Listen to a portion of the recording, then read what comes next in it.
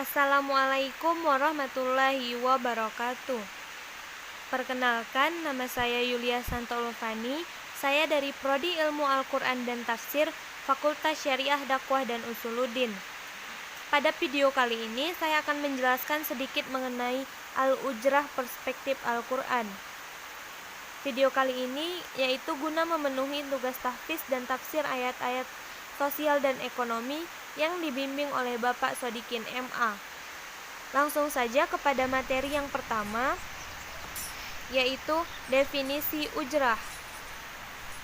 Ujrah atau upah atau imbalan atau fee atas suatu pekerjaan atau jasa, yaitu setiap harta yang diberikan sebagai kompensasi atas pekerjaan yang dikerjakan manusia, baik bernilai uang atau barang yang memiliki nilai harta atau mal.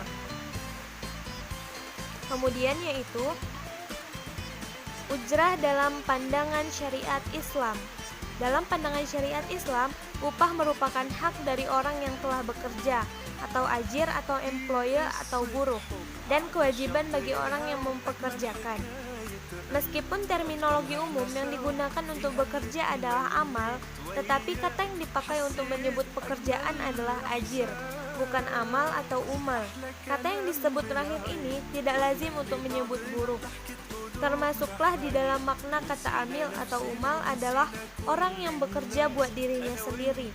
Upah sesungguhnya adalah kompensasi atas jasa yang telah diberikan seorang tenaga kerja. Perampasan terhadap upah adalah suatu perbuatan buruk yang akan mendapat ancaman siksa dari Allah Subhanahu wa Ta'ala. Kemudian bagian berikutnya yaitu ujrah atau upah di dalam Al-Quran. Beberapa ayat yang berkenaan dengan al-ajru dalam konteks duniawi akan dikaji dan ayat yang pertama dibahas adalah Quran Surah Al-Qasas ayat 26.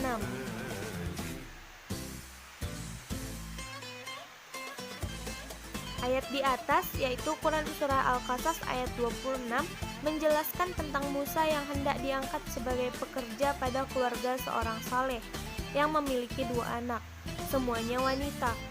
Sebelumnya, Musa telah membantu kedua wanita tersebut saat mengambilkan air untuk minum ternak mereka. Kisah ini dijelaskan di dalam Al-Quran Surah Al-Qasas pada ayat 23-24. Kemudian yaitu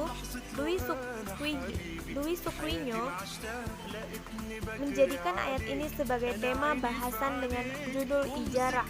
Di dalam kesimpulannya, ia menuliskan bahwa berdasarkan pada Quran Surah Al-Qasas ayat 26, seseorang boleh mengangkat pekerja dan menjadi pekerja atas suatu pekerjaan. Pekerja berhak mendapatkan upah atas pekerjaan yang telah diselesaikannya. Pemberi pekerjaan memiliki kewajiban untuk membayar upah kepada pekerja tersebut. Kemudian, berkatalah dia, Su'aib, sesungguhnya aku bermaksud menikahkanmu dengan salah seorang dari kedua anakku ini, atas dasar bahwa kamu bekerja denganku 8 tahun, dan jika kamu cukupkan 10 tahun, maka itu adalah suatu kebaikan dari kamu.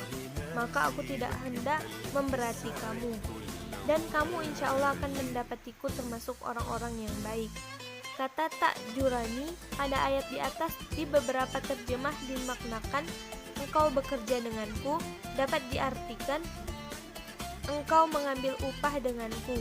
Ada yang menarik dari ayat ini, yaitu Su'aib memberikan tawaran kepada Nabi Musa setelah Nabi Musa mengadukan perihal atau kondisi yang sedang menimpanya karena hendak dibunuh oleh Fir'aun.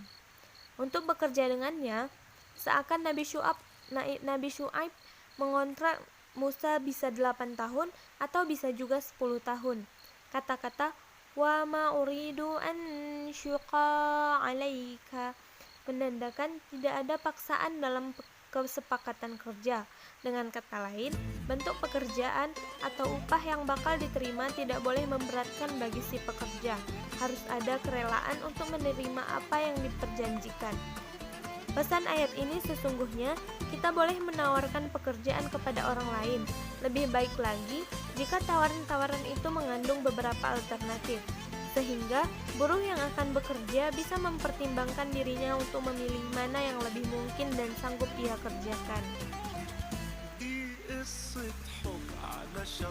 Selanjutnya yaitu kesimpulannya, sejatinya kerja yang kita lakukan bukan semata-mata untuk mengharapkan upah semata. Lebih jauh dari itu, kerja yang kita lakukan sejatinya juga kita maksudkan untuk mendapatkan balasan dari Allah Subhanahu wa Ta'ala. Sampai di sini menjadi jelaslah bahwa bekerja itu adalah ibadah. Mungkin hanya ini saja yang dapat saya sampaikan.